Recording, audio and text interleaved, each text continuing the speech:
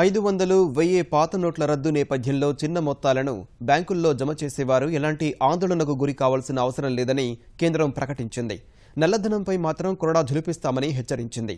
మరికొన్ని నెలల్లో 1000 రూపాయల నోట్లను కూడా ప్రవేశపెడుతున్నట్లు కేంద్రం వెల్లడించింది.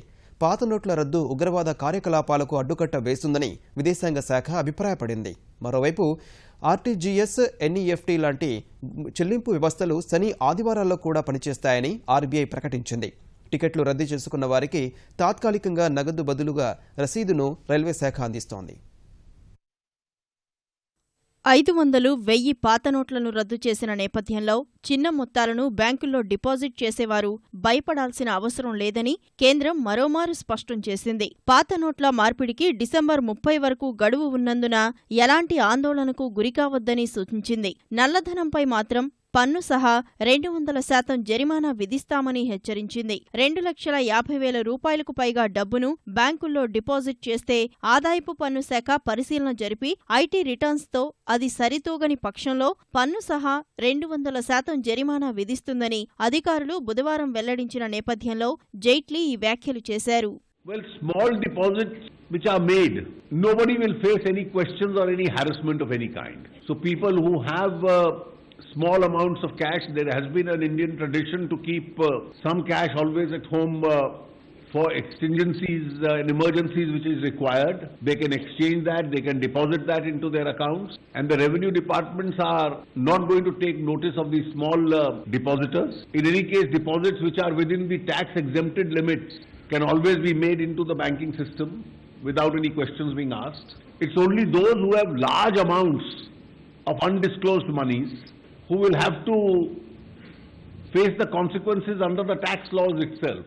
మరికొన్ని నెలల్లో కొత్త 1000 రూపాయల నోట్లను మార్కెట్లో ప్రవేశపెట్టనున్నట్లు ఆర్థిక వ్యవహారాల కార్యదర్శి శక్తికాంత దాస్ తెలిపారు. ఇవి పాత 1000 రూపాయల నోట్లకు పూర్తి భిన్నంగా ఉంటాయన్నారు. 2000 రూపాయల నోట్లను ప్రవేశపెట్టడంపై కొందరు విపక్ష నేతలు చేస్తున్న విమర్శలపై స్పందించిన ఆయన పాత నోట్లను కొత్త నోట్లతో భర్తీ చేసే ప్రక్రియ వేగంగా పూర్తయ్యేందుకు 2000 రూపాయల నోట్లు దోహదం చేస్తాయన్నారు.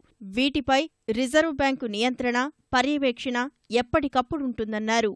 Now the challenge before the government was to replace the old 1000 rupee and 500 rupee notes as quickly as possible. So if you are printing the same number of pieces in 2000 rupees, it will enable us to change a higher value of currency within a short period of time.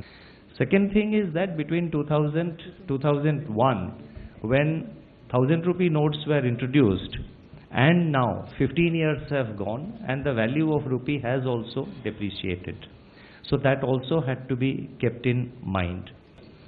And in the due course, in the next few months, the 1000 rupee notes will also be brought into the market with a completely new design and new dimension, new design, new color combination, which will look distinctly different from the old one. 500, 1000 రూపాయల పాత నోట్లను రద్దు చేయాలనే కేంద్ర నిర్ణయం ఆర్థిక ఉగ్రవాదానికి అడ్డుకట్ట వేస్తుందని విదేశాంగ శాఖ అభిప్రాయపడింది. విద్రోహ కార్యకలాపాలకు నల్లధనాన్ని ఉపయోగిస్తున్నారని, పాత నోట్లను రద్దు చేయడం ద్వారా అలాంటి చర్యలను అడ్డుకోవచ్చని విదేశాంగ కార్యదర్శి సుజాత మెహతా వెల్లడించారు. ఉగ్రవాదులను స్పాన్సర్ చేస్తున్న వారిని, మద్దతిస్తున్న వారిని అడ్డుకోవడం సహా ముష్కరులకు స్వర్గధామాలుగా ఉన్న ప్రాంతాలను నిరోధించాలన్నారు. పాత నోట్ల రద్దు నేపథ్యంలో చెల్లింపు వ్యవస్థలు శని, ఆదివారాల్లో కూడా పనిచేస్తాయని రిజర్వ్ బ్యాంక్ ఆఫ్ ఇండియా ప్రకటించింది. ఆర్టీజీఎస్, నెఫ్ట్, రెపో, సిబిఎల్ఓ, కాల్ మార్కెట్లు, చెక్ క్లియరింగ్ వ్యవస్థలు ఈ నెల 12, 13 తేదీల్లో పనిచేస్తాయని తెలిపింది. కొత్త నోట్లు సరిపడా లేనందున బుకింగ్ కౌంటర్ల వద్ద రద్దీని దృష్టిలో పెట్టుకుని టికెట్ రద్దు చేసుకున్న వారికి డబ్బు ఇవ్వడాన్ని భారత రైల్వే నిలిపివేసింది. బదులుగా టికెట్ డిపాజిట్ రసీద్, టీడీఆర్ను అందిస్తున్నారు. టికెట్ రద్దు రుసుము 10,000 రూపాయలకు పైన ఉంటే ఆ మొత్తాన్ని నేరుగా సంబంధిత వినియోగదారుడి బ్యాంకు ఖాతాలోకి జమ చేస్తున్నారు. ఇందుకోసం టికెట్ రద్దు చేసుకున్న వారు బ్యాంకు ఖాతా సంఖ్యను రైల్వే అధికారులకివ్వాల్సి ఉంటుంది.